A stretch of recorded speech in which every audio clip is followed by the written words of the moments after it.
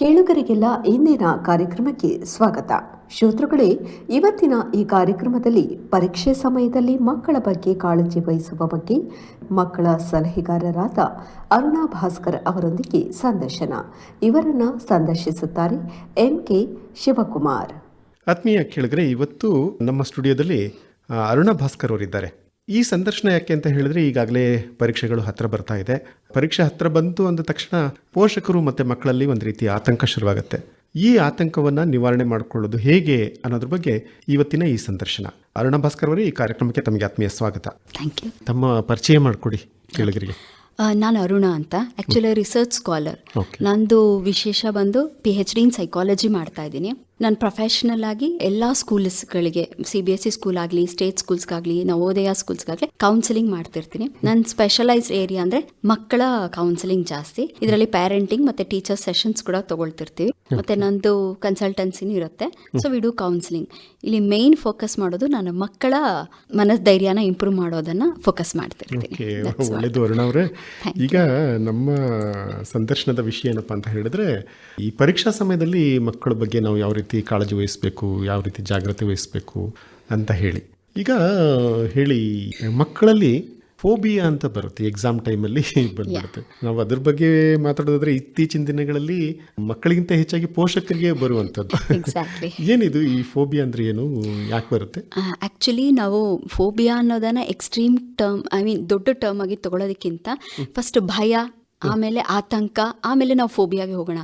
ಭಯ ಅನ್ನೋದು it is normal. Actually ಎಲ್ಲರಿಗೂ ಭಯ ಅನ್ನೋದು ಇರಬೇಕು, ಅದು ನಾರ್ಮಲ್ ವರ್ಡ್, ಅದು ಎಲ್ಲರಿಗೂ ಇರಬೇಕಾದಂತ.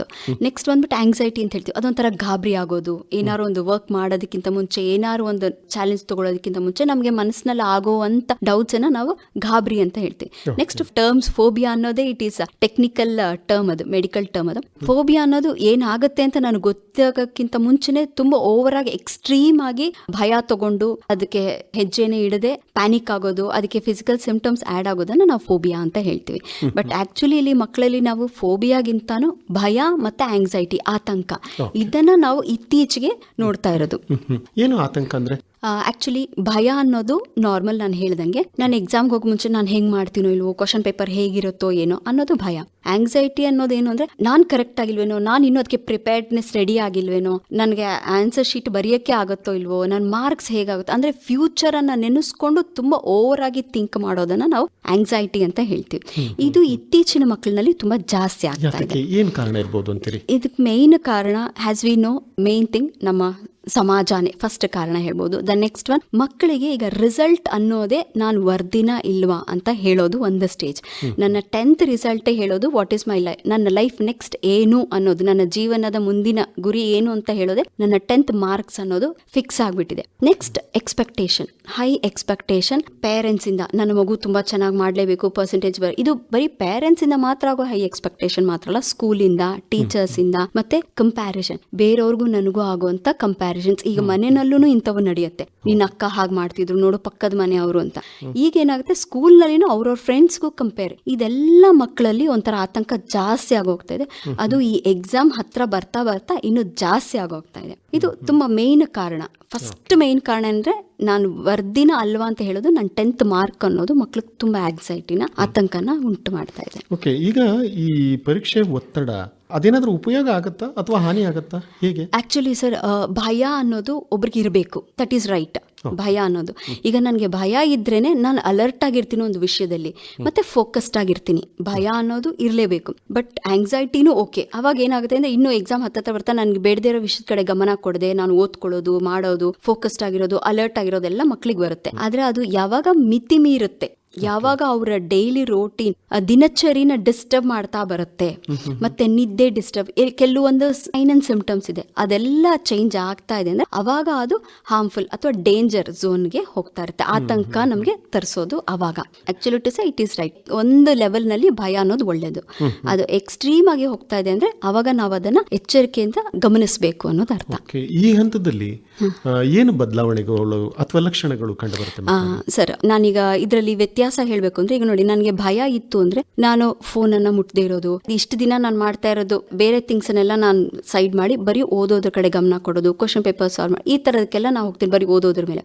ಆತಂಕ ಜಾಸ್ತಿ ಆಗ್ತಾ ಇದೆ ಅಂದ್ರೆ ನಾನು ಇದು ಓದೋದ್ರ ಜೊತೆಗೆ ನಾನು ಮಾಡ್ತೀನಾ ಇಲ್ವಾ, ಸೆಲ್ಫ್ ಡೌಟ್ ಸ್ಟಾರ್ಟ್ ಆಗೋದು, ಮತ್ತೆ ನನ್ನ ಮೇಲೆ ನನಗೆ ನಂಬಿಕೆ ಕಳ್ಕೊಳ್ಳೋದು. ಇದನ್ನ ನಾವೇನಂದ್ರೆ ಎರಡಾಗಿ ತಗೋಬಹುದು, ಎಮೋಷನ್ ಆಗಿ ತಗೋಬಹುದು ಮತ್ತೆ ಫಿಸಿಕಲ್ ಆಗಿ ತಗೋಬಹುದು. ಎಮೋಷನ್ ಆಗಿ ತಗೊಳ್ಳೋದು ಹೇಗೆ ಅಂತಂದ್ರೆ, ಈಗ ನನಗ್ ನನ್ನ ಮೇಲೆ ಕೊರತೆ ಬರ್ತಾ ಬರೋದು, ಸೆಲ್ಫ್ ಡೌಟ್ ಬರೋದು, ನಾನು ಮಾಡಕ್ಕಾಗಲ್ಲ, ನಾನು ಬರೆಯಕ್ಕಾಗೋದಿಲ್ಲ, ನಾನು ವರ್ದಿ ಅಲ್ಲ, ಇದೆಲ್ಲ ಬರುವಂತದ್ದು ಎಮೋಷನಲಿ ಬರ್ತಾ ಬರುತ್ತೆ. ಫಿಸಿಕಲಿ ನೀವು ಹೇಳ್ದಂಗೆ ಸಿಂಪ್ಟಮ್ಸ್ ನಾವು ಯಾವ್ದಾವ್ದನ್ನ ಗುರುತಿಸ್ಬೇಕು ಅಂದ್ರೆ, ಈಗ ಮಕ್ಕಳು ದಿನಚರಿನಲ್ಲಿ ಇಷ್ಟು ದಿನ ಕರೆಕ್ಟ್ ಆಗಿದ್ರೆ ಬೆಳಗ್ಗೆ ಎದ್ದೊಳೋದು, ಅವ್ರವ್ರ ಕೆಲಸ ಮಾಡ್ಕೊಳ್ಳೋದು. ಈಗ ಏನಾಗುತ್ತೆ ಅಂದ್ರೆ ಆತಂಕ ಜಾಸ್ತಿ ಆಗ್ತಿದ್ರೆ ಲಕ್ಷಣ ಏನಂದ್ರೆ ಊಟ ಸರಿಯಾಗಿ ಮಾಡದೇ ಇರೋದು, ನಂಗೆ ಯಾಕೆ ಊಟ ಸೇರಲ್ಲ, ನನ್ಗೆ ಊಟ ಬೇಡ ಅನ್ನೋದು, ಇದು ಫಿಸಿಕಲ್. ನಿದ್ದೆ ಬೇಕಾದ್ರೆ ಇದನ್ನ ಪೇರೆಂಟ್ಸ್ ಅಲರ್ಟ್ ಆಗಿ ನೋಡ್ಬೋದು, ನಿದ್ದೆನಲ್ಲಿ ಮಧ್ಯದಲ್ಲಿ ಎಚ್ಚರಿಕೆ ಆಗಿ ಇರೋದು, ಕಂಪ್ಲೀಟ್ ನಿದ್ದೆ ಮಾಡಿರಲ್ಲ, ಬೆಳಗ್ಗೆ ಎದ್ದಾಗ ನಂಗೆ ತುಂಬಾ ತಲೆನೋವುತ್ತಿದೆ ಅನ್ನೋದು, ಇದೆಲ್ಲ ಏನಂದ್ರೆ ನಿದ್ದೆ ಸರಿಯಾಗಿರಲ್ಲ ಅಂತ. ಸೊ ಇದು ಫಿಸಿಕಲ್ ಲಕ್ಷಣಗಳು. ಈ ಲಕ್ಷಣಗಳನ್ನ ಪೇರೆಂಟ್ಗಳು ಮನೆಯಲ್ಲಿ ತುಂಬಾ, ಆಮೇಲೆ ಪ್ರತಿ ಸತಿ ಒಂದು ವರ್ಡ್ಸ್ ಯೂಸ್ ಮಾಡ್ತಿರ್ತಾರೆ, ನನಗೆ ಮಾಡಕ್ ಆಗುತ್ತೋ ಇಲ್ವೋ ಗೊತ್ತಿಲ್ಲ, ಎಕ್ಸಾಮ್ ಹರ್ತಾ ಇದೆ, ನಾನು ಎಷ್ಟು ಬರೆದ್ರು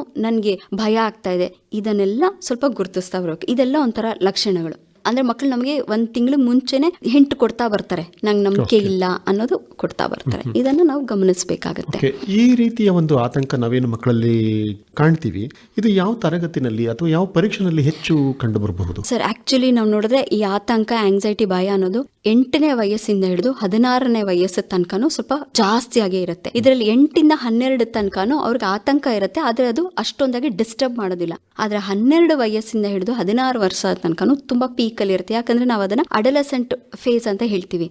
ಆ ಟೈಮ್ ನಲ್ಲಿ ಮಕ್ಕಳಿಗೆ ಎಮೋಷನಲ್ ಫೇಸ್ ಅನ್ನೋದು ಸ್ವಲ್ಪ ಜಾಸ್ತಿ, ಅಂದ್ರೆ ಎಲ್ಲಾನು ಎಮೋಷನಲಿ ಥಿಂಕ್ ಮಾಡೋದು, ಸ್ವಂತ ಯೋಚನೆ ಅನ್ನೋದು ಕಮ್ಮಿಯಾಗಿ ಎಮೋಷನಲಿ ಥಿಂಕ್ ಮಾಡೋದೆಲ್ಲ ಜಾಸ್ತಿ ಇರುತ್ತೆ. ಆ ಟೈಮ್ನಲ್ಲಿ ಮಕ್ಕಳಿಗೆ ಈ ಎಸ್ಟೀಮ್ಗಿಂತಾನು ತನ್ನ ಮೇಲೆ ಕೊರತೆ ಜಾಸ್ತಿ, ಎಮೋಷನಲಿ ಜಾಸ್ತಿ ಇರುತ್ತೆ. ಹಂಗಾಗಿ ಅಲ್ಲಿ ಭಯ ಅನ್ನೋದು ಆ ಸ್ಟೇಜಲ್ಲಿ ಜಾಸ್ತಿ. 12ಇಂದ 16 ತನಕ, ಯಾಕಂದ್ರೆ ಆವಾಗಲೇ board exams, second PUC, competitive, ಮತ್ತೆ ಈ ಕಾಂಪಿಟೇಟಿವ್ ವರ್ಲ್ಡ್ ಇನ್ ಎಕ್ಸಾಮ್, ಇದೆಲ್ಲ ಅವರು ತುಂಬಾ ಕೇಳ್ತಾ ಬರ್ತಾರೆ. ಸೊ ಆ ಸ್ಟೇಜಲ್ಲಿ ತುಂಬಾ ಜಾಸ್ತಿ ಇರುತ್ತೆ ಸರ್. ಈಗ ಈ ಭಯ ಅಂತಕ್ಕಂಥದ್ದು ವಿದ್ಯಾರ್ಥಿಗಳಿಗೆ ಸಾಧನೆಗೆ ಯಾವ ರೀತಿ ಅಡ್ಡಿ ಆಗಬಹುದು ಅಂತೀರಿ? ಆಕ್ಚುಲಿ ನೋಡಿದ್ರೆ ಭಯ ಅನ್ನೋದು ಬಂದಿದ ತಕ್ಷಣ ಫಸ್ಟ್ ಸ್ಟಾರ್ಟ್ ಆಗೋದು ಸೆಲ್ಫ್ ಡೌಟ್. ನಾನು ಮುಂದೆ ಹೆಜ್ಜೆ ಇಡೋ ಪ್ರತಿಯೊಂದರಲ್ಲೂ ಮಕ್ಕಳು ಯೋಚನೆ ಮಾಡ್ತಾರೆ, ರಿಸ್ಕ್ ತಗೊಳ್ಳೋದಿಲ್ಲ. ಒಂದು ಸಣ್ಣ ಫೇಲ್ಯೂರ್ ಕೂಡ, ಒಂದು ಸಣ್ಣ ಮಾರ್ಕ್ಸ್ ಕಮ್ಮಿ ಆದ್ರೂ ಸರಿ, ಒಂದು ಸಣ್ಣ ಟೆಸ್ಟ್ ಅಲ್ಲಿ ಕಮ್ಮಿ ಆದ್ರೂ ಸರಿ, ಮುಂದೆ ನಾನು ಮಾಡ್ಬೋದು ಅನ್ನೋ ಕಾನ್ಫಿಡೆಂಟ್ ಲೆವೆಲ್ ನ ಕಮ್ಮಿ ಮಾಡ್ಕೊಂಡು ಕುಗ್ಗಿಸ್ಬಿಡ್ತಾರೆ. ಸ್ವಂತ ಎಸ್ಟೀಮ್ ಅನ್ನೇ, ಸ್ವಂತ ಅವ್ರ ಮೇಲಿರೋ ನಂಬಿಕೆನೆ ತುಂಬಾ ಕುಗ್ಗಿಸ್ಬಿಡುತ್ತೆ. ಯಾರೇ ಪೋಷಕರಾಗ್ಲಿ, ಟೀಚರ್ಸ್ ಆಗ್ಲಿ, ಎಷ್ಟೇ ಮೋಟಿವೇಟ್ ಮಾಡಿದ್ರು ನನಗ್ ಆಗಲ್ಲ ಅನ್ನೋದು ಜಾಸ್ತಿ ಮಕ್ಳಿಗೆ ಬಂದ್ಬಿಡುತ್ತೆ. ಅದು ಬರ್ತಾ ಬರ್ತಾ ಮಕ್ಕಳಿಗೆ, ಈಗ ನೋಡಿ ನಾವು ಸುಮಾರು ಎಕ್ಸಾಂಪಲ್ಸ್ ನೋಡಿರ್ಬೋದು, SSLC ನಲ್ಲಿ ಕಮ್ಮಿ ಮಾರ್ಕ್ಸ್ ತಗೊಂಡಿರೋರು ಕೂಡ ನೀಟ್ ಆಗ್ಲಿ, JEE ನಲ್ಲಾಗ್ಲಿ ತುಂಬಾ ಈಸಿಯಾಗಿ ಕ್ರ್ಯಾಕ್ ಮಾಡಿರ್ತಾರೆ. ಅಂದ್ರೆ ಮಕ್ಕಳಿಗೆ ಅವರು ಸ್ಟ್ರೆಂತ್ ಮತ್ತೆ ಚಾಲೆಂಜಸ್ ನ ಐಡೆಂಟಿಫೈ ಮಾಡೋದಿಲ್ಲ. ಈ ಆತಂಕ ಇದ್ರೆ ಬರೀ ಅವರು ವೀಕ್ನೆಸ್ ಮೇಲೆ ಫೋಕಸ್ ಮಾಡ್ತಾರೆ. ಸೊ ಇದು ಅವರು ಮುಂದಕ್ಕೆ ಯಾವ ಹೆಜ್ಜೆ ತೆಗೆದಿಡೋಕ್ಕೂ ಸ್ಟಾಪ್ ಮಾಡ್ಬಿಡುತ್ತೆ. ಇದು ಮೆಂಟಲ್ ಇಲ್ನೆಸ್ಗೆ ಬೇಗ ಅಟ್ಯಾಚ್ ಆಗ್ಬಿಡುತ್ತೆ ಈ ಟೈಮ್ಲಿ ನಾವು ಅಡ್ರೆಸ್ ಮಾಡಿಲ್ಲ ಅಂದಾಗ. ಈಗ ಆತಂಕದಲ್ಲಿ ಕೆಲವೊಂದು ಲಕ್ಷಣಗಳು ಕಂಡು ಬರ್ತವೆ ಅಂತ ನಾವು ಆಗಲೇ ಮಾತಾಡಿದ್ವಿ. ಈ ರೀತಿ ಆತಂಕ ಕಂಡು ಬಂದಾಗ ನಾವು ಏನ್ ಮಾಡಬೇಕು, ಯಾರನ್ನ ಭೇಟಿ ಮಾಡಬೇಕು? ಸರ್, ಫಸ್ಟ್ ಈ ಲಕ್ಷಣಗಳನ್ನ ನಾನು ಹೇಳಿದ್ರಲ್ಲಿ ಇನ್ನೂ ಒಂದು ಸುಮಾರು ಲಕ್ಷಣ ಏನು ಅಂತ ಹೇಳಿದ್ರೆ ಸೊಮ್ಯಾಟಿಕ್ ಸಿಂಪ್ಟಮ್ಸ್ ಅಂತ ಹೇಳಿರ್ತೀವಿ ಸರ್. ಸೊಮ್ಯಾಟಿಕ್ ಸಿಂಪ್ಟಮ್ಸ್ ಅಂದ್ರೆ, ಈಗ ಮಗು ಅಮ್ಮನಿಗೆ ಅಥವಾ ಪೋಷಕರಿಗೆ ಹೇಳ್ತಾ ಇರ್ಬೋದು, ನಂಗೆ ತುಂಬಾ ತಲೆನೋವು ಬರ್ತಾ ಇದೆ, ಇತ್ತೀಚೆಗೆ ನಂಗೆ ಹೊಟ್ಟೆ ನೋವು ಬರುತ್ತೆ, ತಿಂದಿದ ತಕ್ಷಣ ನನಗೆ ಒಂಥರ ವಾಂತಿ ಆದಂಗ ಆಗುತ್ತೆ, ತಲೆ ಸುತ್ತ, ಇದೆಲ್ಲ ಮಕ್ಕಳು ಹೇಳ್ಬೋದು. ಎಕ್ಸಾಮ್ ಟೈಮ್ ಇರೋದ್ರಿಂದ ಪೇರೆಂಟ್ಸ್ ಅದನ್ನ ಒಂಚೂರು ಸೀರಿಯಸ್ ಆಗಿ ತಗೊಂಡು ಡಾಕ್ಟರ್ ಹತ್ರ ಕರ್ಕೊಂಡು ಹೋಗಿ ತೋರಿಸ್ತಾರೆ.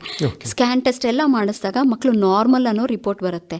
ಇದನ್ನ ನಾವು ಸೊಮ್ಯಾಟಿಕ್ ಸಿಂಪ್ಟಮ್ಸ್ ಅಂದ್ರೆ ನನ್ನ ಗಾಬರಿ ನನ್ನ ಫಿಸಿಕಲ್ ಸಪೋರ್ಟ್ ಅನ್ನ ತಗೊಂಡು ಅದು ಆ ರೀತಿನಲ್ಲಿ ಹೊರ ಬರ್ತಾ ಇದೆ ಅಂತ. ಇದನ್ನ ನಾವು ಸೊಮ್ಯಾಟಿಕ್ ಸಿಂಪ್ಟಮ್ಸ್ ಅಂತೇಳಿ. ಈ ಲಕ್ಷಣಗಳು ತುಂಬಾ ಪೀಕಿಗೆ ಹೋಗುತ್ತೆ. ಇದು ಅವ್ರಿಗೆ ಎಲ್ಲಾದ್ರಲ್ಲೂ ಡಿಸ್ಟರ್ಬ್ ಮಾಡುತ್ತೆ ಸರ್. ಹಾಗಾಗಿ ಫಸ್ಟ್ ನಾವು ಈ ಸೊಮ್ಯಾಟಿಕ್ ಇಶ್ಯೂಸ್ ಅನ್ನ ಹ್ಯಾಂಡಲ್ ಮಾಡ್ಬೇಕು. ಆವಾಗ ಅವರು ಮಕ್ಕಳ ಜೊತೆ ಕೂತ್ಕೊಂಡು ಪೋಷಕರು ಏನಾಗ್ತಿದೆ, ಏನು ಆ ಭಯ ಬರಲಿಕ್ಕೆ ಮುಖ್ಯ ಕಾರಣ ಏನು, ಪ್ರಿಪೇರ್ಡ್ನೆಸ್ ಆಗಿಲ್ವಾ, ಟೈಮ್ ಟೇಬಲ್ ಪ್ರಿಪೇರ್ ಮಾಡ್ಕೊಂಡಿಲ್ವಾ, ಇದು ತುಂಬಾ ಮುಖ್ಯ. ಇಲ್ಲಿ ತುಂಬಾ ಸಪೋರ್ಟ್ ಮಾಡಬೇಕಾಗಿರೋದು parents. That is what I feel sir.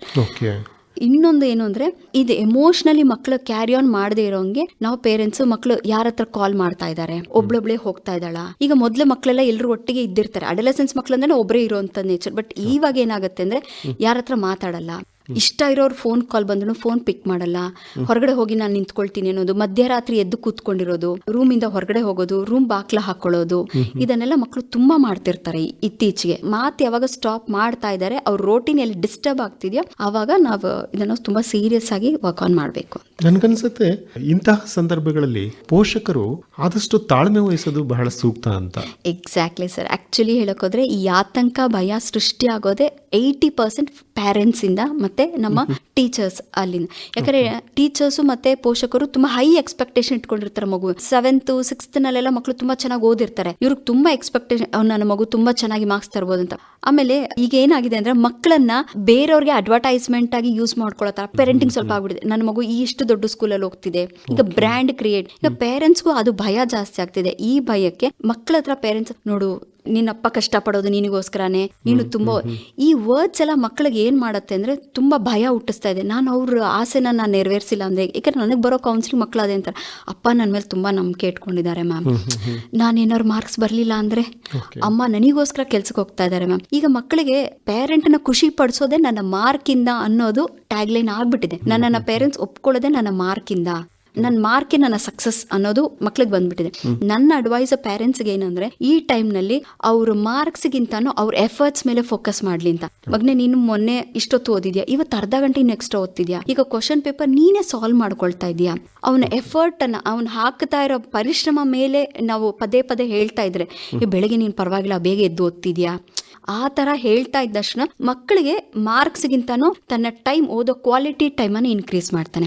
ಇನ್ನೊಂದು ಅಡ್ವೈಸ್ ಪೇರೆಂಟ್ಸ್ಗೆ ಏನಂದ್ರೆ, ದಯಮಾಡಿ ಮಕ್ಕಳ ಹತ್ರ ಕೂತ್ಕೊಂಡು ಕೇಳಿಸ್ಕೊಳ್ಳಿ, ಅವ್ರಿಗೆ ಐ ಕಾಂಟ್ಯಾಕ್ಟ್ ಕೊಡಿ. ಈಗ ನಾವು ಮಕ್ಳು ಮಾತಾಡ್ತಿರ್ತಾರೆ, ನಾವು ಅಡುಗೆ ಕೆಲಸ ಮಾಡ್ತಿರ್ತೀವಿ, ಕೆಲವೊಂದ್ಸತಿ ಮಕ್ಳು ನಮ್ಗೆ ಒಂದೇ ಒಂದು ನಿಮಿಷ ಅವ್ರಿಗೆ ಐ ಕಾಂಟ್ಯಾಕ್ಟ್ ಕೊಟ್ಟರೆ ತುಂಬ ಬರೋ ಡೇಂಜರ್ಸನ್ನು ನಾವು ಸಾರ್ಟ್ ಔಟ್ ಮಾಡ್ಬೋದು. ಮಕ್ಕಳಿಗೆ ನಮ್ಮ ಕಣ್ಣು ಕೊಟ್ಟು ಮಾತಾಡಿದಾಗ ಅವ್ರು ಕೊಡೋ ಧೈರ್ಯ, ಆ ಸೆಕ್ಯೂರ್ಡ್ ನಾನು ಇದೀನಿ ಮಗ್ನೆ ಅಂತ ಹೇಳೋ ವರ್ಡ್ಸ್ ಆಗಲಿ, ಐ ಕಾಂಟ್ಯಾಕ್ಟ್ ತುಂಬ ಹೆಲ್ಪ್ ಮಾಡುತ್ತೆ. ಈವನ್ ಆ ಚೈಲ್ಡ್ ಏನಾದ್ರು ಡೆಸಿಷನ್ ತಗೋಬೇಕಾದ್ರೆ ವಾಯ್ಸ್ ಟಾಕ್ ಇತ್ತು ಅಂದರೆ ತುಂಬ ವರ್ಕ್ ಆಗುತ್ತೆ. Next active listening sir.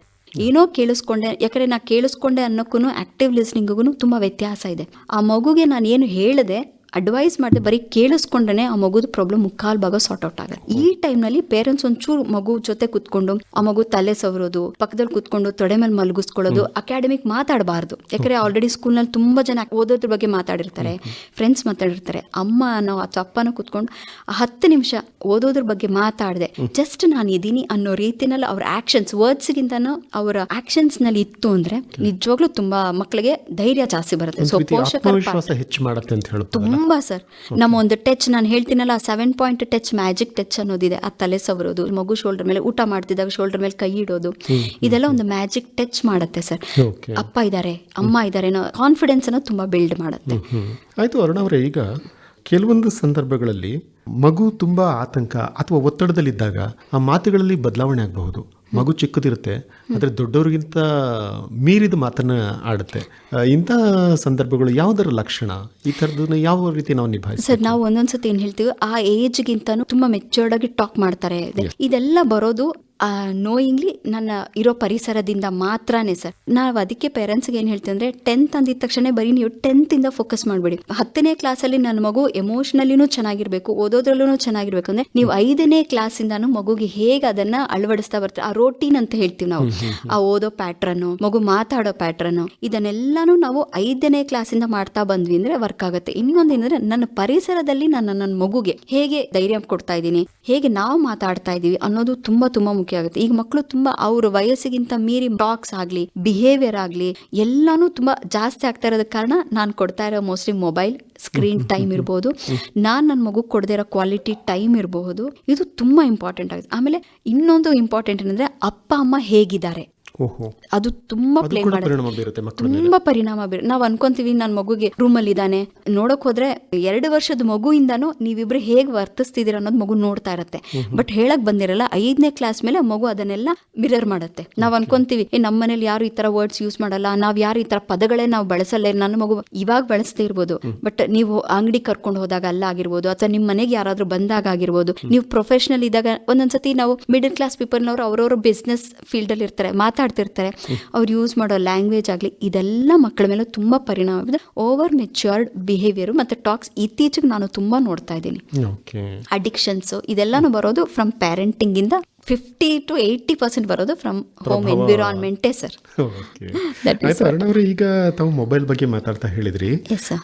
ಈ ಸಂದರ್ಭದಲ್ಲಿ ಟಿವಿನೂ ಕೂಡ ನಾವು ಗಮನಕ್ಕೆ ಇಟ್ಕೊಳ್ಬೇಕು. ಏನಾಗಿದೆ ಅಂದ್ರೆ ಇತ್ತೀಚೆಗೆ ತಂದೆ ತಾಯಿಗಳು ತಲ್ಲೀನರಾಗ್ಬಿಟ್ಟಿರ್ತಾರೆ ಟಿವಿನಲ್ಲಿ. ಎಕ್ಸಾಕ್ಟ್ಲಿ. ಇವ್ರೇನ್ ಮಾಡ್ತಾರೆ, ಟಿವಿ ಮುಂದೆ ಕೂತ್ಕೊಂಡು ತಲ್ಲೀನರಾಗಿ ಮಕ್ಕಳನ್ನ ಇನ್ನೊಂದ್ರ ಮೇಲೆ ಕೂಡಾಕಿ ನನ್ನಲ್ಲಿ ಓದ್ಕೊ ಅಂತ ಹೇಳ್ತಾರೆ. ಇದು ಯಾವ ರೀತಿ ಮಕ್ಕಳ ಮೇಲೆ ದುಷ್ಪರಿಣಾಮ ಬೀರಬಹುದು? ಸರ್ ಆಕ್ಚುಲಿ ಇದು ನನಗೆ ಮೊನ್ನೆನೂ ಒಂದು ನಮ್ಮ ಮನೆಗೆ ಒಂದು ಸೆಷನ್ ಬಂದಿತ್ತು. ಮಗುನ್ ಕೇಳಿದೆ ನಾನು, ಯಾಕೆ ಮಗನೆ ಓದೋದಿಲ್ಲ? ಮ್ಯಾಮ್ ಹೊರಗಡೆ ಟಿವಿ ಹಾಕಿರ್ತಾರೆ, ಆ ಎಮೋಷನಲ್ ನೀವು ನೋಡಿರ್ಬೋದು. I shouldn't tell anything. ಈಗ ಏನಾಗ್ತದೆ ಅಂದ್ರೆ ಸೀರಿಯಲ್ಸ್ ಆಗಲಿ, ಶೋಸ್ ಆಗಲಿ, ಮತ್ತೆ ಅಡ್ವರ್ಟೈಸ್ಮೆಂಟ್ಸ್ ಎಲ್ಲಾನು ಅಷ್ಟೇ ಮಕ್ಕಳನ್ನ ಓದೋದ್ ಕಡೆ ಫೋಕಸ್ ಮಾಡಕ್ ಅದು ಬಿಡೋದೇ ಇಲ್ಲ. ನನ್ನ ಮಗು ಓದ್ಬೇಕು ಅಂದ್ರೆ ನಾನು ಟಿವಿನ ಆಫ್ ಮಾಡಿ ನನ್ನ ಕೈಲಿ ನ್ಯೂಸ್ ಪೇಪರ್ ಇರಬೇಕು, ಅಟ್ಲೀಸ್ಟ್ ನನ್ನ ಕೈಲಿ ಬುಕ್ಸ್ ಇರಬೇಕು. ಇನ್ನೊಂದೇನಂದ್ರೆ ಪೇರೆಂಟ್ಸ್ ಅವರು ಗ್ರೋತ್ ಅಂದ್ರೆ ನನ್ನ ಹಾಬೀಸ್ ಮೇಲೆ ನಾನು ಫೋಕಸ್ ಮಾಡಿದ್ರೆ ನನ್ನ ಮಗು ಆಟೋಮೆಟಿಕ್ ಫೋಕಸ್ ಮಾಡುತ್ತೆ. ನನ್ನ ಮಗುನ್ ಮಾತ್ರ ಓದು ಅಂತ ಹೇಳಿ ನಾನು ಟಿವಿ ನೋಡ್ಕೊಂಡು ಸೀರಿಯಲ್ ನೋಡ್ಕೊಂಡು ಅಥವಾ ಆ ಪಕ್ಕದ ಮನೆಯವ್ರು ಮಾತಾಡ್ಕೊಂಡು ನಾನ್ ಮಾಡ್ತಾ ಇದ್ರೆ ಮಗುಗೂ ಅದೇ ಆ ಕಡೆ ಡೈವರ್ಟ್ ಆಗುತ್ತೆ. ಈಗ ನಾವು ಕೌನ್ಸಿಲಿಂಗ್ ಮಾಡಿ ಕಳಿಸಿರ್ತೀವಿ, ಮಗು ಎಷ್ಟೇ ಮಾಡಿದ್ರೇನು ಅಲ್ಲಿ ನನಗೆ ಏನ್ ಸಿಗುತ್ತೋ ಅದ್ರ ಮೇಲೆ ಅಟ್ರಾಕ್ಟ್ ಆಗ್ಬಿಡ್ತೀನಿ. ನಾ ಹೇಳ್ದಂಗೆ ಈಗ ಮಕ್ಕಳಿಗೆ ಬೇಗ ಇಂಪಲ್ಸಿವ್ ನೇಚರ್, ಯಾಕಂದ್ರೆ ನಮ್ಮ ಫುಡ್ ನಾವು ತಗೊಳ್ತಾ ಇದ್ದ ಊಟ ಆಗ್ಲಿ ಎಲ್ಲಾನು ಮಕ್ಕಳಿಗೆ ಕಾನ್ಸ್ಟೆಂಟ್ ಫೋಕಸ್ ಕೊಡೋದು ಎಲ್ಲ ಕಮ್ಮಿ ಆಗ್ಬಿಟ್ಟಿದೆ. ಅದು ಆಫ್ಟರ್ ಪೋಸ್ಟ್ ಕೋವಿಡ್ ಅಂತೂ ಮಕ್ಕಳು ತುಂಬಾ ಚೇಂಜ್ ಆಗ್ಬಿಟ್ಟಿದ್ದಾರೆ ಡ್ಯೂ ಟು ಆ ಸ್ಕ್ರೀನ್ ಟೈಮ್ ಅನ್ನ ಜಾಸ್ತಿ ಮಾಡಿ ಮಕ್ಕಳದು ಫುಲ್ ಪ್ಯಾಟರ್ನೇ ಚೇಂಜ್ ಆಗ್ಬಿಟ್ಟಿದೆ. ಪೋಷಕರು ನನ್ನ ಮಗುಗೆ ಏನ್ ಬೇಕೋ ಅದನ್ನ ನಾನು ತೋರಿಸ್ಬೇಕು. ನಾನು ಹೇಳೋದಕ್ಕಿಂತನೂ ನಾನು ಅದನ್ನ ಮಿರರ್ ಮಾಡಲೇಬೇಕು. ಇಲ್ಲಿ ಅಪ್ಪ ಅಮ್ಮನ ಇಬ್ಬರು ರೋಲು ತುಂಬಾ ಇಂಪಾರ್ಟೆಂಟ್ ಆಗುತ್ತೆ. ಸೊ ನನ್ನ ಮಗು ಓದಬೇಕು, ಕಲ್ಚರ್ಡ್ ವೈಸ್ ಚೆನ್ನಾಗಿ ಬರಬೇಕು ಅಂದ್ರೆ ಅದು ನನ್ನಿಂದಾನೇ ಸ್ಟಾರ್ಟ್ ಆಗಬೇಕು. ಚೇಂಜ್ ನನ್ನಿಂದ ಸ್ಟಾರ್ಟ್ ಆದ್ರೆ ನನ್ನ ಮಗುಗೆ ಬರುತ್ತೆ. ಸೊ ಅದು ತುಂಬಾ ಇಂಪಾರ್ಟೆಂಟ್. ಅಂದ್ರೆ ಈ ಟಿವಿನ ನಾನು ನೋಡ್ತೀನಿ ನೀನು ಓದು ಅಂತ ಹೇಳಿದ್ರೆ ಇದು ಅಷ್ಟು ಸರಿಯಾಗಿ ಖಂಡಿತ ವರ್ಕ್ ಆಗಲ್ಲ ಸರ್, ಖಂಡಿತ ಆಗಲ್ಲ. ನಾವು ಕೂಡ ಮಕ್ಕಳು ಓದ್ತಾ ಕೂತಾಗ ಅವ್ರ ಜೊತೆ ಕೂತ್ಕೊಂಡು ಪ್ರೋತ್ಸಾಹ ಕೊಡೋದು, ಅವ್ರ ಜೊತೆಗೆ ನೀವು ಹೇಳ್ದಂಗೆ ನಾವು ಕತೆ ಕಾದಂಬರಿ ಓದ್ಕೊಂಡು ಕೂತ್ಕೊಂಡು ಅವರಿಗೆ ಟೆಕ್ಸ್ಟ್ ಬುಕ್ ಓದ್ಲಿಕ್ಕೆ ಹೇಳೋದು, ಇಂಥವು ಬಹುಶಃ ಬಹಳಷ್ಟು ಪರಿಣಾಮ ಬೀರಬಹುದೇನೋ. ತುಂಬಾ ಆಗತ್ತೆ ಸರ್. ಆಕ್ಚುಲಿ ನಾವು ಮಕ್ಕಳನ್ನ ಟ್ಯೂಷನ್ಗೂ ಕಳಿಸ್ಬಿಡ್ತೀವಿ. ಇದಕ್ಕೆಲ್ಲದಕ್ಕಿಂತನೂ ಈಗಿನ ಮಕ್ಕಳಿಗೆ ಟ್ಯೂಷನ್ ಬೇಕಾಗೇ ಇಲ್ಲ. ಅವ್ರಿಗೆಲ್ಲರಿಗೂ ಇಂಡಿಪೆಂಡೆಂಟ್ ಆಗಿ ಓದೋ ನಾಲೆಜ್, ಇಂಟೆಲಿಜೆನ್ಸ್ ತುಂಬಾ ಇದೆ. ಬಟ್ ನಾವು ಪೇರೆಂಟ್ಸ್ ಎಷ್ಟು ಎನ್ಕರೇಜ್ ಮಾಡ್ತೀವಿ ಅದಕ್ಕೆ ಅಂತ.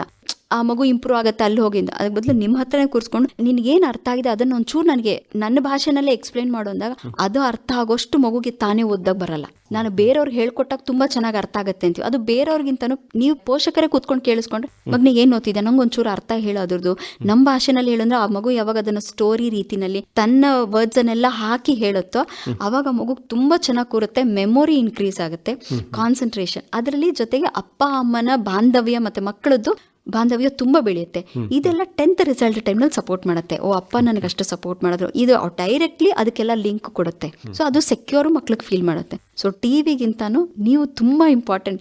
ಸೊ ಮಕ್ಕಳು ಅಂತ ಹೇಳಿದಾಗ ಸ್ಯಾಕ್ರಿಫೈಸ್ ಸ್ಟಾರ್ಟ್ಸ್ ಫ್ರಮ್ ಪೇರೆಂಟಿಂಗ್ ಅಂತ. ಸೊ ನಾವು ತುಂಬಾ ಸ್ಯಾಕ್ರಿಫೈಸ್ ಮಾಡಿದಾಗ ಇಲ್ಲಿ ಸ್ಯಾಕ್ರಿಫೈಸ್ ಅನ್ನೋದು ಬರಲ್ಲ, ಇಲ್ಲಿ ನಿಮ್ ಗ್ರೋತು ಬರುತ್ತೆ. ನಾನು ನ್ಯೂಸ್ ಪೇಪರ್ ಓದ್ತಿದ್ದೀನಿ, ನಾನು ಕಾದಂಬರಿ ಓದ್ತಾ ಇದ್ದೀನಿ, ಟೆಕ್ಸ್ಟ್ ಬುಕ್ ತುಂಬಾ ಈಗೆಲ್ಲ ಅಪ್ಡೇಟ್ ಆಗಿ ಅದನ್ನೆಲ್ಲಾನು ಕೇಳಿಸ್ಕೊಳ್ತಿದ್ದೀನಿ ಅಂದಾಗ ಅದು ನಾವು ಒಂಥರ ಬೆಳೀತಾ ಇರ್ತೀವಿ. ಸೊ ಪೇರೆಂಟ್ಸ್ಗೆ ಹೇಳೋದೇನಂದ್ರೆ ನೀವು ಟಿವಿನ ಕಂಪ್ಲೀಟ್ ಸ್ಟಾಪ್ ಮಾಡಿ ಮಕ್ಕಳು ಬರೋದ್ರೊಳಗಡೆ ಟಿವಿ ನಿಮ್ಮ ಎಲ್ಲ ಕೆಲಸನೂ ದಿನಚರಿ ಕೆಲಸ ಎಲ್ಲಾನು ಮುಗಿಸಿ ಮಗು ಜೊತೆಗೆ ಕೂತಾಗ, ಆಮೇಲೆ ಮಗು ಜೊತೆ ಕೂತ್ಕೊಳ್ಳಿ ಅಂದ್ರೆ ಪೇರೆಂಟ್ಸ್ ಇನ್ನೊಂದ್ ತರ ತಗೊಳ್ತಾರೆ. ಕೂತ್ಕೊಂಡು ಅವನಿಗೆ ಬಸೋದು ಎಲ್ಲಾನು ಅವರೇ ಮಾಡ್ಬಿಡ್ತಾರೆ. ಇದನ್ನ ನಾವು ಹೆಲಿಕಾಪ್ಟರ್ ಪ್ಯಾರೆಂಟಿಂಗ್ ಅಂತ ಹೇಳ್ಬಿಡ್ತೀವಿ. ಎಲ್ಲ ಅವರೇ ಮಾಡ್ಬಿಡ್ತಾರೆ. ಅಸೈನ್ಮೆಂಟ್ ಅವರೇ ಬರ್ಕೊಡೋದು, ಪ್ರಾಜೆಕ್ಟ್ ವರ್ಕ್ ಅದನ್ನ ಏನು ನೀವು ಕೂತಿರ್ಬೇಕು. ಅವ್ರಿಗೆ ನಾನು ಇದೀನಿ ಅಂತ ಹೇಳ್ಬೇಕು ಹೊರತು ಅವ್ರ ವರ್ಕನ್ನೆಲ್ಲ ನೀವು ಮಾಡೋ ಹಂಗಿಲ್ಲ. ಅವಾಗ ಮಾಡಿದಾಗ ಮಕ್ಳು ಮತ್ತೆ 10th ಪಾಠ ಅರ್ಥ ಮಾಡ್ಕೊಳ್ಳೋದು ಕಷ್ಟ ಆಗ್ಬಿಡತ್ತೆ. ಸೊ ಪೋಷಕರು ಕಂಪ್ಲೀಟ್ ಅಬ್ಸರ್ವೇಷನ್ ಅಲ್ಲಿ ಇರಬೇಕು. ಸೊ ಬಿಹೈಂಡ್ ಅವ್ರು ಇದ್ರೆ ಸಾಕು, ಅವ್ರ ವರ್ಕ್ ಇವ್ರು ಮಾಡಬಾರ್ದು ಅಷ್ಟೇ. ಹೆಂಗಾಗಿದೆ ಅಂದ್ರೆ ಯುದ್ಧ ಕಾಲೇ ಶಸ್ತ್ರಾಭ್ಯಾಸ ಅನ್ನೋ ಹಂಗೆ ನಾವು SLC ಬಂದಾಗ ಅಷ್ಟೇ ತುಂಬಾ ಫೋಕಸ್ ಮಾಡ್ತಾ ಕೂತ್ಬಿಡ್ತೀವಿ. ಅದು ಸರಿಯಲ್ಲ. ತಾವು ಹೇಳ್ದಂಗೆ ಚೈಲ್ಡ್ಹುಡ್ ಡೇಸ್ ಅಂದ್ರೆ 1ನೇ ಕ್ಲಾಸಿಂದನೇ ಶುರು ಆದ್ರೆ ಅದಕ್ಕಿನ್ನ ಬೇರೆ ಇನ್ಯಾವುದನ್ನು ಕೂಡ ಇಲ್ಲ ಅಂತ ಅನ್ಸುತ್ತೆ. ಸಹಕಾರ. ಈಗ ಭಾವನಾತ್ಮಕ ವಿಷಯಗಳಿಗೆ ನಾವು ಬರೋದಾದ್ರೆ ತಾವು ಹೇಳಿದ್ರಿ ತಂದೆ ತಾಯಿಗಳು ಯಾವ ರೀತಿ ಇರ್ತಾರೋ ಅದ್ರೂ ಕೂಡ ಮಕ್ಕಳ ಮೇಲೆ ತುಂಬಾ ಪ್ರಭಾವ ಬೀರುತ್ತೆ ಅಂತ ಹೇಳಿ. ಹಾಗೇನೆ ಇಲ್ಲಿ ನಾವು ಶಿಕ್ಷಕರನ್ನ ಗಮನದಲ್ಲಿ ಇಟ್ಕೊಂಡು ಮಾತಾಡಬೇಕಾದ್ರೆ ಯಾವ ರೀತಿ ಭಾವನಾತ್ಮಕ ಸಂಬಂಧ ಶಿಕ್ಷಕರು ಮತ್ತೆ ಮಕ್ಕಳ ಜೊತೆ ಇರಬೇಕು? ಎಕ್ಸಾಕ್ಟ್ಲಿ ಸರ್, ಇಲ್ಲಿ ಶಿಕ್ಷಕರು ತುಂಬಾ ಮೇನ್, ತುಂಬಾ ಅವರದ್ದು ಪಾತ್ರ ಜಾಸ್ತಿ ಆಗಿದೆ. ಯಾಕಂದ್ರೆ ಮಕ್ಕಳು ಮನೆಗಿಂತನೂ ಶಾಲೆಯಲ್ಲಿ ಟೈಮ್ ಸ್ಪೆಂಡ್ ಮಾಡೋದು, ಸಮಯ ಕಳೆಯೋದು ತುಂಬಾ ಜಾಸ್ತಿ ಇದೆ. ಹಾಗಾಗಿ ಶಿಕ್ಷಕರು ಗೊತ್ತಿರುತ್ತೆ ಮಗು 7ನೇ ಕ್ಲಾಸಿಂದನೂ ಹೇಗೆ ಓದ್ತಾ ಬರ್ತಾ ಇದೆ ಅಂತ. ಇಲ್ಲಿ ನಾನು ಮಗು 10th ಬರ್ತಾ ಇದೆ ಅಂದಾಗ ಅಷ್ಟರಲ್ಲಿ ಮಗುದು ಆ ಇಂಡಿವಿಜುವಲ್ ಮಗುದು ಓದೋ ಪ್ಯಾಟರ್ನ್ ಏನು ಅಂತ ಗೊತ್ತಿರಬೇಕು. ಪ್ರತಿ ಮಗುಗೇನು 10th ಈಗ ಹತ್ತತ್ರ ಬರ್ತಾ ಇದೆ ಅಂದಾಗ ಅಟ್ಲೀಸ್ಟ್ ಒಂದು 5 ನಿಮಿಷ ಒಂದು ಮಗು ಜೊತೆ ಕಳಿಬೇಕು. ಅವನದ್ದು ಮಾರ್ಕ್ಸ್ ಹೇಳೋದಕ್ಕಿಂತಾನು ಅವ್ನು ಎಲ್ಲಿ ತಿದ್ದುಕೋಬೇಕು, ಇದನ್ನ ಹೇಗೆ ಬರಿಬೇಕು. ನಾನು ಗ್ರೂಪ್ ಅಲ್ಲಿ ಒಂದು ವಿಷಯ ಹೇಳೋದಕ್ಕೂ ಒಂದು ಮಗುನ ಹತ್ರ ಕರೆದು ನಾ ಹೇಳೋದಕ್ಕೂ ಆ ಮಗುಗೆ ನಂಬಿಕೆ ಜಾಸ್ತಿ. ನಾನು ಗ್ರೂಪ್ ಅಲ್ಲಿ ಒಂದು ವಿಷಯ ಹೇಳ್ಬಿಟ್ರೆ ಒಂದ್ ಮಗುಗೆ ಹೋಗುತ್ತೆ, ಒಂದ್ ಮಗುಗೆ ಹೋಗಲ್ಲ. ಕೆಲವು ಮಕ್ಕಳು ಆಡಿಟರಿ ಮಕ್ಳು ಇರ್ತಾರೆ, ಕೆಲವು ಮಕ್ಕಳು ವಿಜುವಲ್ ಮಕ್ಳು ಇರ್ತಾರೆ, ಕೆಲವು ಮಕ್ಕಳು ಕೇಳಿಸ್ಕೊಳ್ಳೋದಿಲ್ಲ. ಅದೇ ನೀವು ಹತ್ರ ಹೋಗಿ ಇದಲ್ಲ ಮಗ್ನೆ, ಇದು ಹಿಂಗ್ ಬರಿಬೇಕಿತ್ತು, ಹಿಂಗ್ ಬರೆದ್ರೆ ನಿಂಗೆ ಮಾರ್ಕ್ ಬರ್ತಿತ್ತು, ಇಂಡಿವಿಜುವಲ್ ಆಗಿ ಪ್ರತಿ ಟೀಚರ್ಸ್ ಅಟೆನ್ಷನ್ ಕೊಟ್ಟಾಗ ಮಗುಗ್ ಮೋಟಿವೇಟ್ ಆಗುತ್ತೆ. ಇನ್ನೊಂದೇನಂದ್ರೆ ಎಕ್ಸಾಮ್ ಅನ್ನೋದೇ ನಿನ್ನ ಲೈಫ್ ಅನ್ನೋದನ್ನ ಟೀಚರ್ಸ್ ಹೇಳಬಾರ್ದು.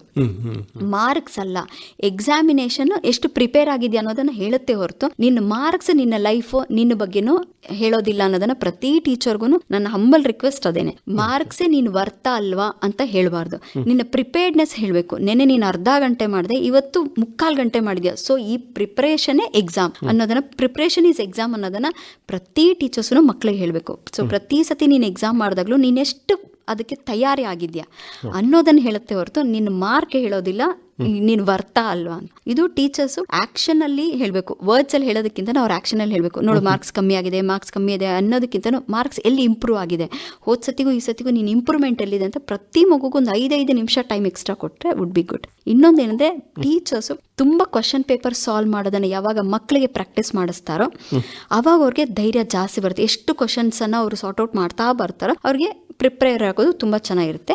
ನೆಕ್ಸ್ಟ್ ಎಕ್ಸಾಮಿನೇಷನ್ ಹಾಲ್ ಹೆಂಗಿರುತ್ತೆ ಅನ್ನೋದನ್ನ ಮಕ್ಕಳಿಗೆ ಪ್ರತಿ ಸತಿನೂ ಅದ್ರ ಟ್ರಯಲ್ ಅಂಡ್ ಎರರ್ ಕೊಡಬೇಕು. ಯಾಕಂದ್ರೆ ಈಗ ಹ್ಯೂಮನ್ ಟೆಂಡೆನ್ಸಿ ನಾವೇನಂದ್ರೆ ಸಡನ್ ಆಗಿ ಹಾಲ್ ಅಂದಿದ ತಕ್ಷಣ ಇನ್ವಿಜಿಲೇಟರ್ ಬರೋದು, ಕ್ವಶನ್ ಪೇಪರ್, ಇದೆಲ್ಲಾನೇ ಆತಂಕ ಅವ್ರಿಗೆ ತುಂಬಾ ಹುಟ್ಟಿಸ್ಬಿಡುತ್ತೆ. ಅದನ್ನ ಟೀಚರ್ಸ್ ಹ್ಯಾಂಡಲ್ ಮಾಡಲೇಬೇಕು, ಇದೆಲ್ಲ ನಾರ್ಮಲ್ ಅನ್ನೋದನ್ನ ಹೇಳ್ಕೊಡ್ಬೇಕು. So teachers important. ಆಮೇಲೆ ಟೀಚರ್ಸ್ಗೂ ಪೇರೆಂಟ್ಸ್ಗೂ ರ್ಯಾಪೋ ಚೆನ್ನಾಗಿರ್ಬೇಕು. ಅದಿದ್ರೆ ಮಕ್ಕಳಲ್ಲಿ ಎಜುಕೇಶನ್ ಚೆನ್ನಾಗಿರುತ್ತೆ. ಯಾಕಂದ್ರೆ ಪೇರೆಂಟ್ಸ್ ಆಗಲಿ ಟೀಚರ್ಸ್ ಅವ್ರು ಏನು ಹೇಳ್ಕೊಟ್ರು ಅವ್ರು ಏನು ಹೇಳ್ಕೊಡಲ್ಲ ಅಂದ್ರೆ ಮತ್ತೆ ಆ ಟೀಚರ್ಸ್ ಮೇಲೆ ವ್ಯಾಲ್ಯೂ ಹೋಯ್ತು ಅಂದ್ರೆ ಅಲ್ಲಿ ಸಬ್ಜೆಕ್ಟ್ ಹೋಗುತ್ತೆ. ಟೀಚರ್ಗಿಂತ ಆ ಸಬ್ಜೆಕ್ಟ್ ಮೇಲೆ ಮಗುಗೆ ಇಂಟ್ರೆಸ್ಟ್ ಹೋಗುತ್ತೆ. ಮತ್ತೆ ಟೀಚರ್ಸ್ ಅಷ್ಟೇ ಪೇರೆಂಟ್ಸ್ ಹತ್ರ ಮಾತಾಡ್ಬೇಕಾದ್ರೆ ಮಕ್ಕಳದು ಪಾಸಿಟಿವ್ ಹೇಗಿರುತ್ತೆ, ಮನೆಯಲ್ಲಿ ಪೇರೆಂಟ್ಸ್ ಏನ್ ಮಾಡಬೇಕು ಅನ್ನೋದನ್ನ ಪಾಸಿಟಿವ್ ನಲ್ಲಿ ಹೇಳ್ತಾ ಬಂತು ಅಂದ್ರೆ ಬಾಂಡ್ ಚೆನ್ನಾಗಿರುತ್ತೆ. ಅದು ಡೈರೆಕ್ಟ್ಲಿ ಮಕ್ಕಳ ಇದ್ರ ಮೇಲೆ ಚೆನ್ನಾಗಿ ಪಾಸಿಟಿವ್ ಆಗಿ ಹೆಲ್ಪ್ ಮಾಡುತ್ತೆ. ಓಕೆ, ಅರುಣವರೇ, ತಾವು ಆಗಲೇ ಹೇಳ್ತಾ ಇದ್ರಿ ಈ ಮಕ್ಕಳನ್ನ ಬೇರೆ ಮಕ್ಕಳೊಂದಿಗೆ ಹೋಲಿಸೋದು ಬಹಳ ದೊಡ್ಡ ತಪ್ಪು ತಂದೆ ತಾಯಿಗಳು ಮಾಡುವಂಥದ್ದು ಅಂತ ಹೇಳಿ.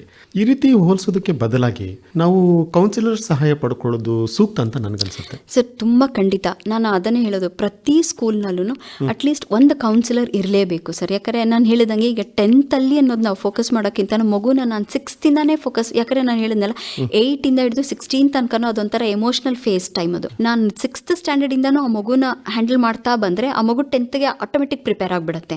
ನಾನು 10th ಅಲ್ಲಿ ಮಗುನ ಕೌನ್ಸಿಲಿಂಗ್ ಕರ್ಕೊಂಡು ಹೋಗ್ತೀನಿ ಅನ್ನೋದು ಮೈಟ್ ಬಿ ಅದು ಏನದು ಇನ್ಸ್ಟೆಂಟ್ ಇರ್ಬೋದು. ಈಗ ನಾನು ಕೌನ್ಸಿಲಿಂಗ್ ಮಾಡಿ ಕಳಿಸಿದ ತಕ್ಷಣ ಮತ್ತೊಂದು ವಾರದಲ್ಲಿ ಇನ್ನೊಂದು ಪ್ರಿಪರೇಟರಿ ಎಕ್ಸಾಮ್ ಬಂದ ತಕ್ಷಣ ಮತ್ತೆ ಮಗುಗೆ ಆತಂಕ ಆಗ್ಬಿಡುತ್ತೆ.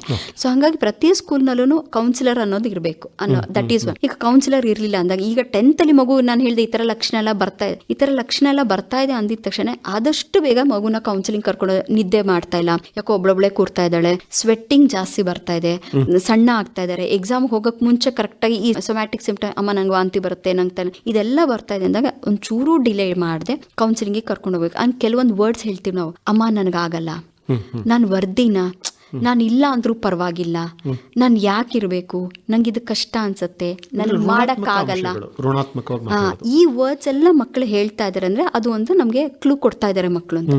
ಅವಾಗ ಇಮಿಡಿಯೇಟ್ ಆಗಿ ಒಂದು ಕೌನ್ಸಿಲರ್ ಅನ್ನ ಭೇಟಿ ಮಾಡಿದ್ರೆ ಅವ್ರ ಎಮೋಷನ್ಸ್ ಅನ್ನು ಹೇಗೆ, ಅವ್ರಿಗೆ ಸ್ಟಡಿ ಟೆಕ್ನಿಕ್ಸ್ ಮತ್ತೆ ರಿಲ್ಯಾಕ್ಸೇಷನ್ ಟೆಕ್ನಿಕ್ಸ್ ಅನ್ನ ಹೇಳ್ಕೊಡ್ತಾರೆ ಕೌನ್ಸಿಲರ್. ಸೊ ಅದು ಅಟ್ಲೀಸ್ಟ್ ಆ 10th ಫೇಸ್ ಆಗೋ ತನಕ. ಮತ್ತೆ ಜೊತೆನಲ್ಲಿ ಪೇರೆಂಟಿಂಗ್ ಕೌನ್ಸಿಲಿಂಗು ಆಗಿರುತ್ತೆ. ಸೊ ಹೇಗೆ ಮಗುನ ಹ್ಯಾಂಡಲ್ ಮಾಡಬೇಕು, ಮನೇಲಿ ಯಾವ ಥರ ಫುಡ್ ಕೊಡಬೇಕು ಅನ್ನೋದು ಕೂಡ ವಿಲ್ ಜಸ್ಟ್ ಗೈಡ್. ಬಹಳ ಒಳ್ಳೆ ವಿಷಯ ಪ್ರಸ್ತಾಪ ಮಾಡಿದ್ರಿ. ಈಗ ಒಂದು ಮಗುಗೆ ಚೆನ್ನಾಗಿ ನಾವು ಪ್ರಿಪರೇಷನ್ ಎಲ್ಲ ಕೊಟ್ಟಿದ್ದೀವಿ, ತುಂಬ ಕೇರ್ ತಗೊಂಡಿದ್ದೀವಿ, ಗಮನ ಕೊಟ್ಟಿದ್ದೀವಿ. ಈಗ ಎಕ್ಸಾಮ್ ಹತ್ರ ಬಂದಿದೆ, ಅಂತಹ ಸಂದರ್ಭದಲ್ಲಿ ಊಟದ ಬಗ್ಗೆನೂ ಕೂಡ ನಾವು ಸ್ವಲ್ಪ ಗಮನ ಹರಿಸಬೇಕಾಗುತ್ತೆ. ಯಾವ ಥರದ ಊಟ ಆ ಸಂದರ್ಭದಲ್ಲಿ ಸೂಕ್ತ ಅಂತೀರಿ ನಾವು? ಆ್ಯಕ್ಚುಲಿ ಸರ್ 3 ವಿಷಯಕ್ಕೆ ನಾವು ಈ ಟೈಮ್ನಲ್ಲಿ ಗಮನ ಕೊಡಬೇಕು. ಒಂದು ಸ್ಲೀಪು, ಇನ್ನೊಂದು ಊಟ, ಮತ್ತೆ ಬ್ರೇಕ್, ರಿಲ್ಯಾಕ್ಸೇಷನ್. ಈ 4ಕ್ಕೆ ನಾವು ಗಮನ ಕೊಟ್ವಿ ಅಂದರೆ ಮಗುದು ದ ಎಂಟೈರ್ 10th ತುಂಬ ಪ್ರೋಸೆಸ್ ಚೆನ್ನಾಗಾಗುತ್ತೆ. ಈಗ ಫಸ್ಟ್ ನೀವು ಹೇಳ್ದಂಗೆ ಫುಡ್ಗೆ ಹೋಗೋಣ ಅಂದರೆ ಆದಷ್ಟು ಮಕ್ಕಳಿಗೆ ಈ ಸ್ಪೈಸಿ ಫುಡ್ ಅಂದರೆ ತುಂಬ ಈಗ ರೋಡ್ ಸೈಡ್ ಫುಡ್ನೆಲ್ಲ ಕಂಪ್ಲೀಟ್ಲಿ ಸ್ಟಾಪ್ ಮಾಡೋದು ತುಂಬ ಒಳ್ಳೇದು ಸರ್. ಯಾಕಂದ್ರೆ ಅದು ಮಕ್ಕಳಿಗೆ ಒಂದೇ ಕಡೆ ಕೂತ್ಕೊಂಡು ಗಮನ ಕೊಟ್ಟು ಓದೋದನ್ನ ಬಿಡಲ್ಲ, ತುಂಬ ಮಕ್ಕಳನ್ನ ಇಂಪಲ್ಸ್ ಮಾಡುತ್ತೆ. ಸೊ ಊಟದ್ದು ಫುಡ್ ಅದು, ಆಮೇಲೆ ಆದಷ್ಟು ಸ್ವೀಟ್, ಈ ಶುಗರ್ ಅಂತ ಹೇಳ್ತೀವಲ್ಲ ಸಕ್ಕರೆ ಅಂಶನ ಆದಷ್ಟು ಕಮ್ಮಿ ಮಾಡೋದು ಬೆಟರ್. ಬೆಲ್ಲ ಅದು ಒಳ್ಳೇದು, ಸಕ್ಕರೆ ಅಂಶ ಇರೋದು ಅದು ಒಳ್ಳೇದಲ್ಲ. ಯಾಕಂದ್ರೆ ನಮ್ಮ ಬ್ರೈನ್ಗೆ ಅದು ಓದೋವಂಥದ್ದು, ಆ ಕಾಗ್ನೇಟಿವ್ ಫಂಕ್ಷನ್, ರೀಕಾಲ್ ಮಾಡ್ಕೊಳ್ಳೋದು ಅದೆಲ್ಲ ಮಕ್ಳಿಗೆ ಒಂಚೂರು ಕಷ್ಟ. ಮತ್ತೆ ನಿದ್ದೆ, ಈ ಟೈಮ್ನಲ್ಲಿ ಮಕ್ಕಳಿಗೆ, ಕೆಲವು ಮಕ್ಕಳಿಗೆ ನಿದ್ದೆ ಜಾಸ್ತಿ, ಪಾಠ ಮಾಡ್ತಾ ಇರ್ತಾರೆ. ನನಗೆ ಬರೋ ಮಕ್ಳು ನಾನು ಪಾಠ ಕೇಳಬೇಕು ಅನ್ಸುತ್ತೆ, ಬಟ್ ನಂಗೆ ತುಂಬಾ ನಿದ್ದೆ ಬರುತ್ತೆ. ಸೊ ನಾನು ಬೆಳಗ್ಗೆ ಹೊತ್ತಲ್ಲಿ ಮಗುಗೆ ಯಾವ ತರ ಫುಡ್ ಕೊಡ್ತೀನಿ ಅನ್ನೋದು, ತುಂಬಾ ಊಟನ ಕೊಡೋದಕ್ಕಿಂತ ಈ ಮೊಳಕೆದು ಡ್ರೈ ಫ್ರೂಟ್ಸ್, ರಾತ್ರಿನೇ ಎಲ್ಲ ಡ್ರೈ ಫ್ರೂಟ್ಸ್ ಅನ್ನ ನೆನೆಸಿ ಬೆಳಗ್ಗೆ ಅದನ್ನ ಹಾಲಿಗೆ ಹಾಕಿ ರುಬ್ಬಿಕೊ, ಅದು ಒಂದು ಹಾಲು ಒಂದು ಗ್ಲಾಸ್ ಕೊಟ್ಟರು ತುಂಬಾ ಅದು ಬಿ ಬೆಟರ್. ಹಾಲು ಕೊಟ್ಟು ಒಂದು ಚಪಾತಿನೋ ಒಂದು ಆದಷ್ಟು ನನ್ನ ತಟ್ಟೆನಲ್ಲಿ ಹೇಗಿರಬೇಕು ಅಂದ್ರೆ ರೈಸ್ ಕಮ್ಮಿದ್ದು, ತರಕಾರಿ, ಸ್ಪ್ರೌಟ್ಸ್, ಸ್ಯಾಲೆಡ್ಸ್ ಇದು ತುಂಬಾ ಇದ್ದಷ್ಟು ಮಗುನ ಆಕ್ಟಿವ್ ಆಗಿಡುತ್ತೆ. So food important. ಮತ್ತೆ ಇನ್ನೊಂದೇನಂದ್ರೆ ಈ ಜ್ಯೂಸ್, ಔಟ್ಸೈಡ್ ಕ್ಯಾಂಡ್ ಜ್ಯೂಸ್ಗಳು ಇದನ್ನೆಲ್ಲ ಸ್ಟಾಪ್ ಮಾಡಿದ್ರೆ ಬೆಟರ್. ನೆಕ್ಸ್ಟ್ ಸ್ಲೀಪ್ ಹೇಳೋದಾದ್ರೆ 6 ರಿಂದ 7 ಗಂಟೆ ನಿದ್ದೆ ಇರಲೇಬೇಕು. ಈಗ ಮಕ್ಕಳೆಲ್ಲ ಏನ್ ಮಾಡ್ತಾರೆ, ಎಕ್ಸಾಮ್ ಹತ್ರ ಬರ್ತಾ ಇದ್ದಂಗೆ 3 ಗಂಟೆ ತನಕ ಓದೋದು, 2 ಗಂಟೆ ತನಕ ಓದೋದು. ಆಕ್ಚುಲಿ ಅದು ರೈಟ್ ಅಲ್ಲ. 2 ಗಂಟೆಯಿಂದ 4 ಗಂಟೆ ತನಕ ನಾವು ರೆಮ್ ಸ್ಲೀಪ್ ಅಂತ ಹೇಳ್ತೀವಿ. ಅಂದ್ರೆ ಆ ಟೈಮ್ನಲ್ಲಿ ನನ್ನ ಸಬ್ ಕಾನ್ಷಿಯಸ್ ಮೈಂಡ್ ತುಂಬಾ ಆಕ್ಟಿವ್ ಆಗಿರುತ್ತೆ. ನನ್ನ ಕಾನ್ಷಿಯಸ್ ಮೈಂಡ್ ಮಲ್ಕೊಂಡು ಸಬ್ ಕಾನ್ಷಿಯಸ್ ಮೈಂಡ್ ಆಕ್ಟಿವ್ ಆಗಿರುತ್ತೆ. ನೀನು ಬೆಳಗ್ಗೆಡಿ ಏನು ಓದಿರ್ತೀಯೋ ಅದೆಲ್ಲ ಆ ಸಬ್ ಕಾನ್ಷಿಯಸ್ ಮೈಂಡ್ ರೀಕಾಲ್ ಮಾಡಿಸ್ತಾ ಇರುತ್ತೆ ನಮ್ಮ ಬ್ರೈನಲ್ಲಿ ಪ್ರೋಸೆಸ್. ನೀನು ಆ ಟೈಮನ್ನು ಡಿಸ್ಟರ್ಬ್ ಮಾಡಿ ಕಂಪ್ಲೀಟ್ಲಿ ನೆಕ್ಸ್ಟ್ ದಿನ ಎಲ್ಲ ನಿನ್ಗೆ ಆಕ್ಟಿವ್ ಆಗಿರೋದಕ್ಕೆ ಬಿಡೋದಿಲ್ಲ, ಮತ್ತೆ ನಿಮಗೆ ರೀಕಾಲ್ ಮಾಡಿ ಎಕ್ಸಾಮ್ನ ಪ್ರೋಸೆಸ್ ಮಾಡೋಕೆ ಬಿಡಲ್ಲ. ಸೊ ಪೋಷಕರಿಗೆ ನಾನು ಹೇಳೋದೇನು ಅಂದರೆ, ಈ ಎಕ್ಸಾಮ್ ಟೈಮ್ನಲ್ಲಾದರೂ, ಈಗೆಲ್ಲ ಮಕ್ಕಳು ಹೆದರಿಕೆಗೆ ಓದ್ತಿರ್ತಾರೆ, ಅಟ್ಲೀಸ್ಟ್ ಎಕ್ಸಾಮ್ ಟೈಮ್ನಲ್ಲಾದರೂ ದಯಮಾಡಿ ಮಕ್ಕಳಿಗೆ 10 ಗಂಟೆ 10:30 11 ಗಂಟೆ ಒಳಗೆ ಮಲಗಿಸಿ ಬೆಳಗ್ಗೆ ಒಂದು 5 ಗಂಟೆಗೆ ಎದ್ದೊಳಗೆ ಮಾಡಿದ್ರೆ ಆ ರೆಮ್ ಸ್ಲೀಪ್ ಇತ್ತು ಅಂದರೆ ಬೆಳಗ್ಗೆ ಅವ್ರು ಹೋಗ್ಬೇಕಾದ್ರೆ ರೀಕಾಲ್ ಮಾಡಿ ನೆನ್ಪು ಮಾಡ್ಕೊಳ್ಳೋದು ಈಸಿ ಆಗುತ್ತೆ. ಓಕೆ, ಆಯಿತು ವರ್ಣವರೇ, ಈಗ ನಾವು ಕಾರ್ಯಕ್ರಮನ ಮುಗಿಸೋ ಹಂತದಲ್ಲಿದ್ದೀವಿ. ಈಗ ನಮ್ಮ ಮಕ್ಕಳಿಗೆ ಮತ್ತು ಪೋಷಕರಿಗೆ ಏನು ಮುಖ್ಯವಾಗಿ ಕಿವಿ ಮಾತನ್ನು ಹೇಳಲಿಕ್ಕೆ ಬಯಸ್ತೀರಿ? ಲಾಸ್ಟಾಗಿ ನಾನು ಒಂದು ಟೇಕ್ ಅವೇ ಥರ ಮೆಸೇಜ್ ಕೊಡಬೇಕು ಪೋಷಕರಿಗೆ ಮತ್ತು ಮಕ್ಕಳಿಗೆ ಅಂದರೆ, ನಿಮ್ಮ ಮಕ್ಕಳ ಮಾರ್ಕ್ಸ್ ಅವ್ರು ಏನು ಅನ್ನೋದನ್ನ ಖಂಡಿತ ಹೇಳೋದಿಲ್ಲ. ರಿಸಲ್ಟ್ ಅನ್ನೋದು ಲೈಫ್ ಅಲ್ಲ. ರಿಸಲ್ಟ್ ಅನ್ನೋದು ಅದೊಂದು ಪ್ರೋಸೆಸ್ ಅಷ್ಟೇ. ಇದಿಲ್ಲ ಅಂದ್ರೇನು ನೆಕ್ಸ್ಟ್ ಎಷ್ಟೋ ಮಕ್ಕಳನ್ನ ನಾವು ನೋಡಿದೀವಿ SSLC PUC ಗಿಂತಾನು ಕಾಂಪಿಟೇಟಿವ್ ಎಕ್ಸಾಮ್ಸ್ ನಲ್ಲಿ ಕ್ರ್ಯಾಕ್ ಮಾಡ್ಕೊಂಡು ಹೋದವರಿದ್ದಾರೆ. ಪೇರೆಂಟ್ ದಯಮಾಡಿ ಮಕ್ಕಳು ಏನು ಹೇಳ್ತಾರೆ ಅನ್ನೋದನ್ನ ಕಿವಿ ಕೊಟ್ಟು ಕೇಳಿ, ಅವ್ರ ಜೊತೆನಲ್ಲಿ ಮಲ್ಕೊಳ್ಳೋದು, ಅವ್ರ ಜೊತೆನಲ್ಲಿ ಇರೋದು, ಆದಷ್ಟು ಅವರನ್ನ ಅಬ್ಸರ್ವೇಷನ್ ಅಲ್ಲಿ, ನಿಮ್ಮ ಅಬ್ಸರ್ವೇಷನ್ ಅಲ್ಲಿನೇ ಇಡಿ ಅನ್ನೋದು ಪೇರೆಂಟ್ಸ್ಗೆ. ಮಕ್ಕಳಿಗೆ ದಯಮಾಡಿ ಮಕ್ಕಳ ಏನೂ ತಲೆ ಕೆಡಿಸ್ಕೋಬೇಡಿ. ಎಕ್ಸಾಮ್ ಅನ್ನೋದು ಜಸ್ಟ್ ಅದೊಂದು ಪ್ರಿಪೇರ್ಡ್ನೆಸ್ ಅಷ್ಟೇ. ಈ ಎಕ್ಸಾಮ್ ಇಲ್ಲ ಅಂದ್ರೂ ಯು ಹ್ಯಾವ್ ಮೆನಿ ಎಕ್ಸಾಮ್, ತುಂಬ ಎಕ್ಸಾಮ್ಗಳಿರುತ್ತೆ. Don't worry with that. ನಿಮ್ಮ ಲೈಫನ್ನು ತುಂಬ ಬ್ಯೂಟಿಫುಲ್ ಆಗಿ ಕಾನ್ಫಿಡೆನ್ಸ್ ಆಗಿ ತೊಗೊಂಡು ಹೋಗಿ ಅಂತ ಹೇಳ್ತೀನಿ. ಮತ್ತು ಇನ್ನೊಂದೇನೆಂದರೆ, ಎಷ್ಟು ನೀವು ಕಾಮ್ ಆಗಿರ್ತೀರೋ ಅಷ್ಟು ನಿಮಗೆ ನೆನಪಿನ ಶಕ್ತಿ ಜಾಸ್ತಿ ಆಗುತ್ತೆ. ತುಂಬ ನೆನಪು. ಈಗ ನೀವು ಏನು ಓದಿದಿರೋ ಆಲ್ರೆಡಿ ನಿಮ್ಮ ಪಾಕೆಟಲ್ಲಿ 60ರಿಂದ 70 ಮಾರ್ಕ್ ಇರುತ್ತೆ ಟೆಸ್ಟ್ಗೆಲ್ಲ ಪ್ರಿಪೇರ್ ಆಗಿ. ಇನ್ನು 20 ಮಾರ್ಕು ನಿಮ್ಮ ಧೈರ್ಯ ಅಷ್ಟೇ. ಆ ಧೈರ್ಯ ತರಕ್ಕಾಗೋದು ನೀವೆಷ್ಟು ಕಾಮಾಗಿರ್ತೀರ, ಎಷ್ಟು ರೀಕಾಲ್ ಮಾಡ್ಕೊಳ್ತೀರ. ಮಕ್ಕಳ ಓದಿದ್ದನ್ನು ರೀಕಾಲ್ ಮಾಡ್ಕೊಳ್ಳಿ. ಎಷ್ಟು ನೀವು ರೀಕಾಲ್ ಮಾಡ್ತಿರ್ತೀರೋ ನಿಮ್ಮ ಬ್ರೈನ್ ಎಕ್ಸಾಮ್ ಟೈಮ್ನಲ್ಲಿ ಅದನ್ನು ವರ್ಕ್ ಆನ್ ಮಾಡುತ್ತೆ. ಸೊ ನನ್ನ last message is all the best ಮಕ್ಕಳ, ತುಂಬ ಚೆನ್ನಾಗಿ ಎಕ್ಸಾಮ್ಸನ್ನು ಮಾಡ್ತೀರಾ. ಆಮೇಲೆ ಇನ್ನೊಂದು ಮೆಸೇಜ್ ನಾನು ಪೇರೆಂಟ್ಸ್ಗೆ ಮತ್ತು ಮಕ್ಕಳಿಗೆ ಹೇಳೋದೇನೆಂದರೆ, national wide mental health free online call ಅನ್ನೋದಿದೆ. ಸೊ ಅದು 14416 ಅನ್ನೋ ನಂಬರ್, ಅದು 24/7 ನಿಮಗಿರುತ್ತೆ. ಪೇರೆಂಟ್ಸ್ ಆಗಲಿ ಮಕ್ಕಳಾಗಲಿ, ನಾ ಹೇಳಿರೋ ಇಷ್ಟು ಲಕ್ಷಣಗಳು ಎಲ್ಲರೂ ನೋಡಿದ್ರಿ ಅಥವಾ ಏನೋ ಒಂದು ಸಪೋರ್ಟ್ ಬೇಕಂದ್ರೆ ಖಂಡಿತ ನೀವು ಕಾಲ್ ಮಾಡಿ ಮಾತಾಡಿದ್ರೆ ಅಲ್ಲಿ ಕೌನ್ಸಿಲರ್ಸ್ ಇರ್ತಾರೆ, ನಿಮಗೆ ಸಜೆಸ್ಟ್ ಮಾಡ್ತಾರೆ. ಮಕ್ಕಳ ನೀವು ಕೂಡ any time you can call ಕೊಡ್ಬೋದು, ನಾವು ಅವೈಲಬಲ್ ಇರ್ತೀವಿ. ನಿಮ್ಮ life matters a lot. So ನೀವು ಯಾವ ಟೈಮ್ನಾರ ಕಾಲ್ ಮಾಡಿ ಕೌನ್ಸಿಲಿಂಗ್ ಹೆಲ್ಪನ್ನು ತಗೋಬೋದು. ಇದು ಫ್ರೀ ಟೋಲ್ ಕಾಲ್. ಆಯಿತು ವರ್ಣ ಭಾಸ್ಕರ್ ಅವರೇ, ಇಷ್ಟೊತ್ತು ನಮ್ಮ ಸ್ಟುಡಿಯೋಗೆ ಬಂದು ಮಕ್ಕಳು ಮತ್ತು ಪೋಷಕರು ಪರೀಕ್ಷಾ ಸಮಯದಲ್ಲಿ ಹೇಗೆ ನಿಭಾಯಿಸಬೇಕು ಅನ್ನೋದನ್ನು ವಿವರವಾಗಿ ತಿಳಿಸ್ಕೊಟ್ರಿ. ಹಾಗಾಗಿ ನಮ್ಮೆಲ್ಲ ಕೇಳಿದ್ರ ಪರವಾಗಿ ತಮಗೆ ಧನ್ಯವಾದಗಳು. ನಮಸ್ಕಾರ. Thank you sir. ತುಂಬ ನಾನು ತುಂಬ ಧನ್ಯವಾದಗಳು. ಯಾಕಂದರೆ ಈ ಟೈಮ್ನಲ್ಲಿ ಎಲ್ಲ ಮಕ್ಕಳಿಗೂ ಈ ವರ್ಡ್ಸ್ ಯೂಸ್ ಆಗಲಿ ಅನ್ನೋದು ನಿಮಗೂ ಸರ್ ತುಂಬ ಥ್ಯಾಂಕ್ ಯು, ನನಗೆ ಆಪರ್ಚುನಿಟಿನ ಕೊಟ್ಟಿದ್ದಕ್ಕೆ, ಅವಕಾಶ ಕೊಟ್ಟಿದ್ದಕ್ಕೆ. ಇದುವರೆಗೆ ಪರೀಕ್ಷೆ ಸಮಯದಲ್ಲಿ ಮಕ್ಕಳ ಬಗ್ಗೆ ಕಾಳಜಿ ವಹಿಸುವ ಬಗ್ಗೆ ಮಕ್ಕಳ ಸಲಹೆಗಾರರಾದ ಅರುಣಾ ಭಾಸ್ಕರ್ ಅವರೊಂದಿಗೆ ಸಂದರ್ಶನ ಕೇಳಿದಿರಿ. ಇವರನ್ನು ಸಂದರ್ಶಿಸಿದವರು MK ಶಿವಕುಮಾರ್.